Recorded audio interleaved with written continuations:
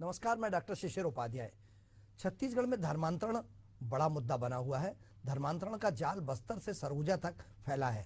अब इसकी जद में राजधानी रायपुर और राजधानी के पास ही न्यायधानी बिलासपुर भी आ गया है। यह मुद्दा विधानसभा में उठा तो सरकार ने ठोस कानून लाने की बात कही। गत दिनों बिलासपुर में धर्मांतरण मामले में पुलिस ने 4 लोगों को हिरासत में लिया। रायपुर में लोगों को बरगला कर धर्मांतरण करने का आरोप लगा रहा, तो वहीं पुलिस ने 3 पुरुष और 2 महिलाओं को हिरासत में लिया। रायपुर के WRS रेलवे कॉलोनी में तो अवैध चर्च बनाया जा रहा था। सूचना मिलने के बाद निर्माण कार्य रोक दिया गया। उधर धर्मांतरण पर कांग्रेस ने कहा कि बीजेपी हर चीज को राजनीतिक चश्मे से देखती है। बीजेपी कार्यकाल में धर्मांतरण बढ़ा है, सरकार को धर्मांतरण पर कार्रवाई करनी चाहिए। वहीं भाजपा धर्मांतरण को प्रदेश के विरुद्ध साजिश बता रही है। साथ ही धर्मांतरण की आग को हवा देने और प्रदेश की शांति व्यवस्था में माचिस जलाने की आशंका जता रही है। सरकार अब विदेशी फंडिंग पर भी प्रहार करके धर्मांतरण के खेल पर तगड़ा वार करने की तैयारी में है। अब देखना यह होगा कि सरकार धर्मांतरण के खेल में जुटे NGO पर कब तक शिकंजा कसती है। आइए इस पर चर्चा से पहले सुनते हैं कि नेतागणों ने क्या कहा है। धर्मांतरण का विषय और धर्मांतरण के संदर्भित ऐसे अनेक विषयों पर चर्चा जारी है। शीघ्र ही हम देश के सर्वोत्तम प्रावधानों के साथ विधानसभा में आएंगे। और दूसरा मसला ये भी मैं कहना चाहता हूं कि यह धर्मांतरण का विषय विशेष रूप से सामाजिक है, इसको सबको समझना पड़ेगा। ऐसा करके जो भी ये कर रहे हैं उनके खिलाफ उस प्रावधान के बाद बड़ी सख्त कार्रवाई करने का अधिकार पुलिस को भी होगा, प्रशासन को भी। गलत नहीं, देखिए, बीजेपी हर चीज को राजनीतिकरण कर देती है, हर मुद्दे को राजनीति के चश्मे से देखती है। अगर इस मामले में कुछ सही में ठोस कदम उठाने की जरूरत है तो बिल्कुल उठाएं और उसमें हम सब लोग साथ देंगे। लेकिन हर चीज में राजनीति, जब कांग्रेस का शासन रहेगा तो सिर्फ यही बोलते रहेंगे कि ये देखो धर्मांतरण हो रहा है, अब इनके शासन में हो रहा है। तो हर चीज को राजनीतिक चश्मे से ही देखने की जरूरत नहीं है।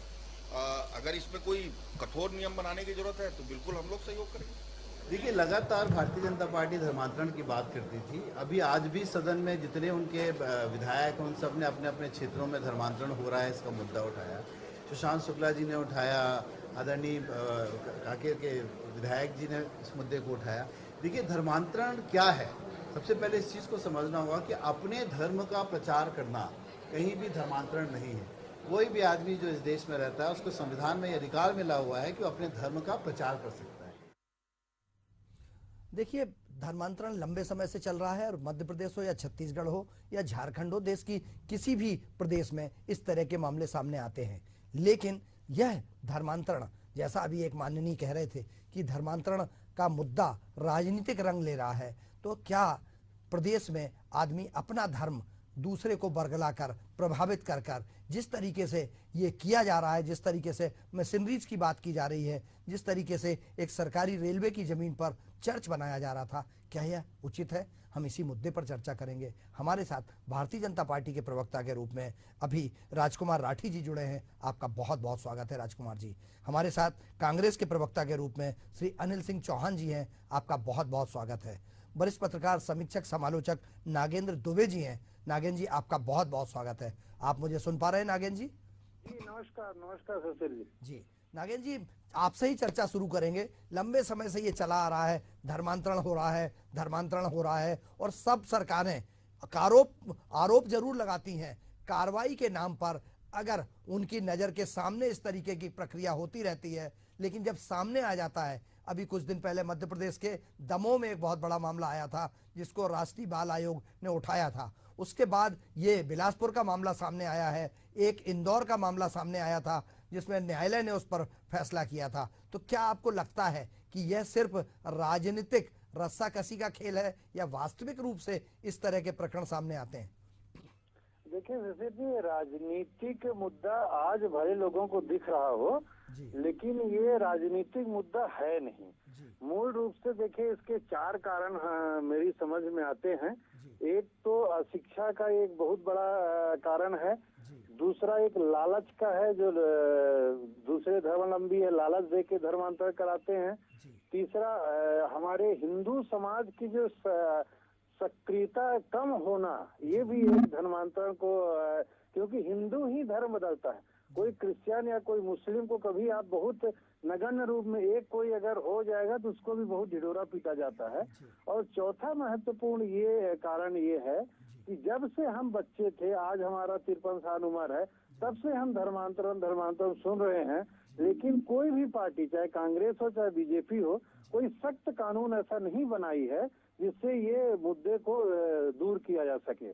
तो मैं जहां तक समझता हूं, ये मूल कारण जो 3-4 हैं, इसको बगैर समझे, बगैर इसको संज्ञान में लिए, सरकार किसी की भी हो, पार्टी कोई भी सत्ता में हो, इन 4 मुद्दों को समझना पड़ेगा कि धर्मांतर क्यों हो रहा है, धर्मांतरण कौन कर रहा है। मैं पेंड्रा में बरसों रहा हूँ। अब मेरे यहाँ जो काम करने वाले आते थे, वो किसी भी एंगल से नहीं दिखते थे कि क्रिश्चियन है, लेकिन वो सब क्रिश्चियन रहते थे, चर्च में जाते थे। एक बहुत बड़े लेखक हैं, अभी नहीं रहे, उन्होंने धर्मांतर के ऊपर एक सुंदर किताब, हमारे छत्तीसगढ़ के ही है, आकाशवाणी में बरसों उन्होंने लिखा। तो ये मुद्दा को कोई भी सरकार जब तक सीरियस ढंग से नहीं लेगी, तब तक हमारे हिंदू भाइयों का शोषण होता रहेगा और वो दूसरे धर्म में जाते रहेंगे। कौन जाता है? देखिए, एक गरीब आदिवासी कोई रायपुर में या कोई आपके बिलासपुर में, अभी जैसे आपने रिपोर्ट में बताया कि अब शहरीकरण होने लग गया है, शहर में भी हो रहा है, परंतु उनमें भी आप देखिए कि किस जगह से जा रहे हैं, है ना। जो पढ़ा लिखा इंसान है, आप शिशिर जी है, मैं नागेंद्र दुबे लिखता हूँ, हमें तो कोई नहीं बरगला सकता, हमें कोई नहीं बोल सकता कि आप दूसरा कितनी भी लालच दे सकता है। इसके लिए तीनों चारों स्तर में, सरकार के रूप में, राजनीतिक दलों को, समाज के रूप में, और एक प्रचार प्रसार करना पड़ेगा कि भाई ये धर्म जो है, आप जहाँ धर्म में पैदा हुए हो वही आपको सुकून देगा, और धर्म तो व्यक्तिगत चीज है। आप लालच से कुछ मिल रहा है, आप चले भी जाओगे तो आपको बहुत ज्यादा कुछ लाभ नहीं होने वाला है। बिल्कुल बिल्कुल नागेंद्र जी, आप हमारे साथ बने रहिए। हमारे साथ अनिल चौहान जी हैं। अनिल जी, कल तक आपकी जब सरकार थी तो भाजपा ये आरोप लगाया करती थी कि आपकी सरकार में धर्मांतरण को बढ़ावा मिलता है। जैसा नागेंद्र जी ने कहा कि वर्षों से चला आ रहा है, सैकड़ों सालों से, यह अशिक्षा के कारण होता है। अशिक्षा जहां फैलती है, वहां लालच में पड़कर लोग धर्मांतरण कर लेते हैं। मुझे बहुत अच्छे से याद है, किसी एक का डायलॉग था, किसी ने धर्म परिवर्तन कर लिया था, और जब उनके पिता माता ने पूछा था कई सालों बाद जब वो वापस आए, तो उन्होंने कहा था कि पिताजी, आपने कभी हमको रामायण के बारे में, भगवान के बारे में धार्मिक शिक्षा नहीं दी। जबकि दूसरे धर्मों में बच्चा पैदा होता है, पैदा होते ही साथ उसको धर्म का ज्ञान सबसे पहले दिया जाता है। नागेंद्र जी, मैंने अपने वक्तव्य में रखा कि अभी हिंदू समाज की एक असक्रियता भी इस प्रकार के कार्यक्रमों को, धर्मांतरण को बढ़ावा दे रही है। हम कभी किसी अपने आदिवासी भाई के यहाँ या किसी ऐसे वर्ग में हम जाके बैठ के बातचीत नहीं करते हैं, अपने धर्म के बारे में नहीं बताते हैं। जो बड़े बड़े पंडाल लगते हैं, 4-5 लाख लोग वहाँ पे आज भी इकट्ठा हो रहे हैं, लेकिन उनमें भी देखोगे कि आने वाले, अगर आप सर्वे कराइए तो उनमें से बहुत सारे लोग आपको दिखेंगे जो दूसरे धर्म में जा चुके हैं, वो भीड़ बढ़ाने के लिए आ रहे हैं, है ना। तो ये हिंदू समाज का भी एक बड़ा दायित्व है जो अभी जो माहौल बना हुआ है पूरे देश में। मैं वर्तमान सरकार जो नरेंद्र मोदी की सरकार है, उसका अगर एकमात्र कोई कारण मतलब उसका उपलब्धि मानता हूँ तो ये मानता हूँ कि उन्होंने देश भर में पूरे हिंदू समाज को जगा दिया है। अब हम जैसे लोगों का भी, जो अपने आप को छाती पीटते कि हम हिंदू हैं, हमारा भी दायित्व बनता है कि ऐसे वर्ग के बीच में जाए, उनके घर में जाए, उनके बीच में रहें। जो छुआछूत है, जात पात है, जो बहुत सारे वर्षों से, सदियों से हिंदू समाज की कुरीतियां के रूप में हम पढ़ते आए हैं, देखते आए हैं, सुनते आए हैं, उसके लिए जब तक हम जागृत समाज, हमारा जो हिंदू समाज है, ये नहीं करेगा, तब किसी की मजाल नहीं है कि हमें धर्मांतरण कर सके। और जब तक हम ये करेंगे नहीं, तब तक ये रुकेगा नहीं। बिल्कुल बिल्कुल। मैं कांग्रेस प्रवक्ता जी के पास आना चाहता हूं। अनिल जी, आपका क्या मानना है कि कैसे रुकेगा धर्म परिवर्तन? देखिए शिशिर जी, मैं काफी हद तक नागेंद्र जी की इस बात से सहमत हूं कि जहां अभाव है, जहां अशिक्षा है, वहां इस तरह की चीजें आती हैं। हमको कहीं ना कहीं इस बात को समझना होगा, सभी राजनीतिक दलों को, कि जो गरीब हैं, जो पिछड़े हैं, जिनके पास मूलभूत आवश्यकताओं के लिए दिक्कतें हैं, उन्हीं को लालच दिया जाता है, उन्हीं को भरमाया जाता है। तो सबसे बड़ा काम सरकार का इसमें है कि वो विकास जो है उसको अंतिम पंक्ति तक पहुंचाए, दूरस्थ क्षेत्र तक पहुंचाए, वनांचल तक पहुंचाए, स्लम एरियाज तक पहुंचाए। जब वो विकसित हो जाएंगे, शिक्षित हो जाएंगे, तो मैं समझता हूं कि अपने आप ये समस्या बहुत हद तक हल हो जाएगी। दूसरी बात देखिए, मैं इस बात से बिल्कुल नागेंद्र जी के सहमत नहीं हूं कि नरेंद्र मोदी जी आए तभी हिंदू जाग गया। देखिए, हिंदू हमेशा जागा था, और हिंदू शब्द की परिभाषा मैं बहुत व्यापक मानता हूं। जैसा मैंने पढ़ा है शंकराचार्य जी के माध्यम से, हिंदू धर्म को जितना मैं जानता हूं, आप सब मेरे से विद्वजन हैं, विद्वान लोग हैं, लेकिन देखिए मेरा यह मानना है कि हिंदुत्व की परिभाषा बहुत व्यापक है। और हिंदुत्व 2014 के बाद जो खतरे में आने की बात मोदी जी ने फैलाई, धार्मिक ध्रुवीकरण करके भारतीय जनता पार्टी ने वोट लेने का प्रयास किया, छत्तीसगढ़ में भी 2 से 2.5% सिर्फ अल्पसंख्यक हैं सभी मिलाकर। तो हिंदू वर्सेस मुसलमान या हिंदू वर्सेस क्रिश्चियन की राजनीति नहीं होनी चाहिए। धर्मांतरण जो भी कर रहा है, चाहे वो किसी भी धर्म का हो, उस व्यक्ति को कानून सफिशिएंट है, कार्रवाई करनी चाहिए। उसको राजनीतिक प्रोपेगेंडा बनाकर वोट की राजनीति नहीं करना चाहिए। देखिए, आज से सर जी इसकी बड़ी समस्या ये होती है, जब हम इसको राजनीतिक प्रोपेगेंडा बनाते हैं, राजनीतिक चश्मे से देखते हैं, तो हम आए दिन खबरें पढ़ते हैं कि फलाने धर्म के व्यक्ति को अंतिम यात्रा नहीं निकालने दिया गया। अभी हमने छत्तीसगढ़ को एक बार और शर्मसार होते देखा, जब माननीय सर्वोच्च न्यायालय ने कहा कि छत्तीसगढ़ में लाश दफनाने के लिए यहां तक व्यक्ति को आना पड़ रहा है। तो ये सब जो स्थिति पैदा हो रही है, समाज में एक विद्वेष पैदा हो रहा है, मैं मानता हूं कि सरकार मूलभूत आवश्यकताओं को लोगों की पूरी करे, एक राजनीतिक जागरूकता आए लोगों में, धर्म के नाम पर राजनीति ना हो। और जो लोग धर्म के नाम पर खेल करने का प्रयास कर रहे हैं, जबरन या लोभ देकर जो धर्मांतरण कराना चाहते हैं, यही तो कानून में निषिद्ध है। इस पर कार्रवाई किया जाना चाहिए, इसका प्रोपेगेंडा नहीं बनाना चाहिए। आपने देखा होगा कि भारतीय जनता पार्टी जब विपक्ष में थी तो कहती थी साहब सरकार प्रश्रय दे रही है। आंकड़ों पर आप देखेंगे तो 2003 से 18 रमन सिंह जी की सरकार थी, तब सर्वाधिक धर्मांतरण हुए। अब फिर भारतीय जनता पार्टी सरकार में आई, फिर धर्मांतरण प्रारंभ हो गया है।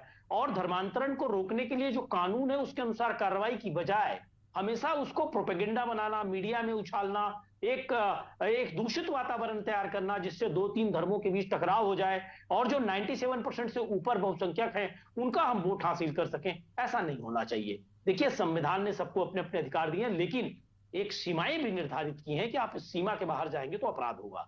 तो धार्मिक स्वतंत्रता सभी धर्मों को है हमारे कॉन्स्टिट्यूशन में, लेकिन दूसरे धर्म को बरगलाकर, लोभ देकर, लालच देकर अगर कोई ऐसा करता है तो उस पर गंभीर कानून है, उस पर कार्रवाई होनी चाहिए, और अधिक आवश्यकता हो तो और कानून बनाए जाने चाहिए। लेकिन विद्वेष फैलाना कहीं ना कहीं बहुत घातक है। ये मैं समझता हूं कि सिर्फ हमारे कॉन्स्टिट्यूशन और सिर्फ हमारे कानून के अगेंस्ट नहीं है सर जी, ये मानवता के भी विरुद्ध है कि हम सिर्फ एक जहर फैलाकर उस पर राजनीति करें, धार्मिक विखंडन करें। मैं ये समझता हूं कि इससे देश, समाज और प्रदेश पीछे जाएगा, हिंसक वातावरण बनेगा, और इससे किसी के भी घर के लोग या कोई भी आम जनमानस सुरक्षित नहीं रहेगा, देश सुरक्षित नहीं रहेगा। हमको सद्भावना पूर्वक ऐसे मामलों को भी हल करना होगा कि विद्वेष ना फैले। जी, मैं आपके पास फिर से आऊंगा। अब मैं राठी जी के पास जाना चाहता हूं, क्योंकि राठी जी, अनिल सिंह चौहान जी ने जो बात कही है, राजकुमार जी आपको क्या लगता है कि इस पर सबको मिलजुल कर, नागेंद्र जी का कहना है कि अशिक्षा बहुत मायने रखती है, चौहान साहब का ये कहना है कि जब जब भाजपा की सरकार रही है तब तब धर्मांतरण बढ़ा है, तो क्या आप लोगों की कथनी और करनी में अंतर होता है? क्योंकि आप लोग कहते जरूर हैं कि आप, जैसा नागेंद्र जी ने कहा, हिंदुत्व मजबूत हुआ है, लेकिन आपके कार्यकाल में, चाहे रमन सिंह जी के कार्यकाल में, चाहे अब, धर्मांतरण बढ़ा है। देखिए उपाध्याय जी, छत्तीसगढ़ राज्य 2000 में बना और कांग्रेस से पहले मुख्यमंत्री अजीत जोगी जी हुए, जो खुद कन्वर्टेड क्रिश्चियन थे। इस बात की जानकारी प्रदेश की जनता को है। अब मैं समझता हूँ 2000 से 2003 तक सबसे ज्यादा प्रदेश में अगर चर्च बनने का काम हुआ तो कांग्रेस के शासन में हुआ, अजीत जोगी के शासन में हुआ। और अभी जब पिछले बार भूपेश बघेल की कांग्रेस की सरकार प्रदेश में बनी, आपको याद होगा, प्रदेश की जनता जानती है, बस्तर के एक बड़े अधिकारी ने सरकार को पत्र लिखकर कहा, जिस प्रकार से मूल आदिवासी समाज को क्रिश्चियन बनने के लिए प्रेरित किया जा रहा है और बड़ा तबका क्रिश्चियन बन रहा है, उससे मूल आदिवासी समाज की जो संस्कृति समाप्त हो रही है, उससे मूल आदिवासी समाज और जो कन्वर्ट हो रहे हैं उस आदिवासी समाज के बीच वर्ग संघर्ष की स्थिति निर्मित हो रही है। इतने संवेदनशील मामले को पत्र लिखने के बाद भी भूपेश बघेल जी ने संज्ञान में नहीं लिया, कांग्रेस सरकार में संज्ञान नहीं लिया, उस अधिकारी के खिलाफ उल्टा कार्रवाई हो गई। तो ये तो कांग्रेस की कथनी और करनी में अंतर, उपाध्याय जी। कांग्रेस कहती कुछ है, करती कुछ है। और मैं समझता हूँ धर्मांतरण का सबसे ज्यादा मामला जो है वो कांग्रेस के शासन में हुआ है। और आप देखेंगे पिछले 1.25 साल पहले हमारी भारतीय जनता पार्टी की विष्णुदेव साय की सरकार बनी और पिछले वर्ष ही 12 मामले जो है धर्मांतरण के दर्ज हुए। अभी भी जो घटना संज्ञान में आ रही है तत्काल पुलिस एक्शन ले रही है। आप खुद ही देखें कि कल जिस प्रकार के रायपुर में घटना हुई और पुलिस ने जिस प्रकार से सख्ती की, ये काम कांग्रेस के समय में नहीं होता था।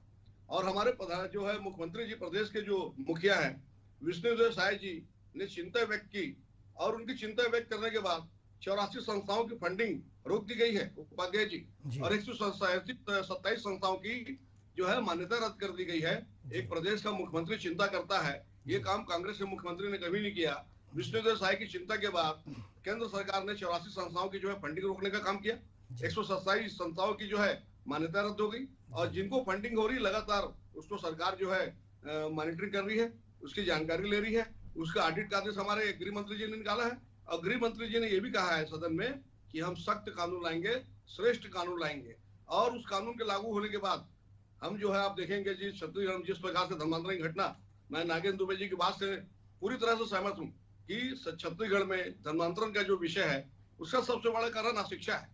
इसलिए भारतीय जनता पार्टी विष्णुदेव साय की सरकार जो है लगातार हम जो है साक्षरता को फोकस कर रहे हैं। व्यक्ति जब पढ़ा लिखा होगा उपाध्याय जी तो बिल्कुल धर्म परिवर्तन नहीं करेगा। कहीं ना कहीं जो उसकी मजबूरी है, कहीं ना कहीं अशिक्षा है, उसका एक बड़ा कारण है जो धर्मांतरण हो रहा है। तो भारतीय जनता पार्टी लगातार जो है साक्षरता अभियान को जो है लेकर आगे बढ़ रही है और चाहती है कि प्रदेश का हर व्यक्ति पढ़ा लिखा होगा तो इस प्रकार की जो धर्मांतरण की घटना हो रही है वो नहीं होगी। और हमारे मुख्यमंत्री जी तत्काल घटनाओं को संज्ञान में ले रहे हैं। गृह मंत्री जी ने सदन में घोषणा की है कि छत्तीसगढ़ में सख्त कानून और श्रेष्ठ कानून लाया जाएगा। और मैं समझता हूँ जिस प्रकार से गृह मंत्री जी ने सदन में बातों को रखा है तो निश्चित रूप से जो है छत्तीसगढ़ में जो है धर्मांतरण की घटना रुकेगी। कांग्रेस को जो है धर्मांतरण के विषय पर राजनीति नहीं करना चाहिए। ये जो है मैं समझता हूँ जिस प्रकार से ये घटना सबसे ज्यादा आदिवासी, आप देखेंगे जो बेल्ट है, बस्तर की बात करूं, सरगुजा की बात करूं, वहां पर ज्यादा हो रही है क्योंकि पढ़ा लिखा जो तबका वहां पर नहीं है, भोले भाले आदिवासी हैं, थोड़े से लालच में लाकर उनको जिस प्रकार से ये धर्मांतरण करने का काम करते हैं। लेकिन बिलासपुर में जो चर्च बन रहा था रेलवे कॉलोनी में, वो तो पढ़ा लिखा तबका माना जाता है। रेलवे कॉलोनी में चर्च बन रहा था और आपकी सरकार 1.25 साल से है। देखिए उपाध्याय जी, तत्काल सरकार ने संज्ञान में लिया है, उस चर्च को तोड़ा गया है। कांग्रेस के समय में तो घटना होती थी और पता नहीं लगता था। अभी आप देखेंगे पिछले वर्ष ही 12 मामले दर्ज हुए। आज भूपेश बघेल के 5 साल के कार्यकाल को उठा के देख लियो उपाध्याय जी, किसी साल तो 0 मामले दर्ज हुए, किसी साल 2 मामले दर्ज हुए, किसी साल 3 मामले दर्ज हुए हैं। पूरे 5 साल में जो है 12 मामले दर्ज नहीं हुए। हमारी सरकार ने 12 मामले जो है 1 साल में दर्ज किया है और जो भी सूचना मिल रही है तत्काल कार्रवाई हो रही है। चर्च को तोड़ा गया और वहां भी आप देखेंगे रायपुर में जो घटना हो रही है उसमें भी तत्काल पुलिस ने सख्ती की। तो सरकार जो है तत्काल घटना को छोटी छोटी घटनाओं को संज्ञान में ले ली, कार्रवाई हो रही है। कांग्रेस के शासन में तो घटना की जानकारी नहीं होती थी, हम थाने जाते थे। मैं आपको बताना चाहूंगा जब भूपेश बघेल की प्रदेश में सरकार थी, राजेंद्र नगर में घटना हुई थी उपाध्याय जी, हम राजेंद्र नगर थाने गए थे, पुलिस ने रिपोर्ट नहीं लिखी, उल्टा भारतीय जनता पार्टी को कार्यकर्ताओं को परेशान करने का काम करती थी। आज तो तत्काल कार्रवाई हो रही है। ये इसलिए हो रही है क्योंकि अभी नागेंद्र दुबे जी कह रहे थे कि हिंदुत्व जागृत हुआ है। निश्चित रूप से जब से देश में नरेंद्र मोदी की सरकार बनी है हिंदू समाज जागृत हुआ है। और मैं समझता हूं आज जिस प्रकार से कांग्रेस धर्म की राजनीति कर रही है और मैं समझता हूं जिस प्रकार से कांग्रेस राठी जी 2003 में डॉक्टर रमन सिंह जी की सरकार बनी थी प्रदेश में और 2003 से लेकर 14 तक हिंदुत्व को कमजोर किया गया। जब 14 में मोदी जी आए तभी हिंदुत्व मजबूत हुआ।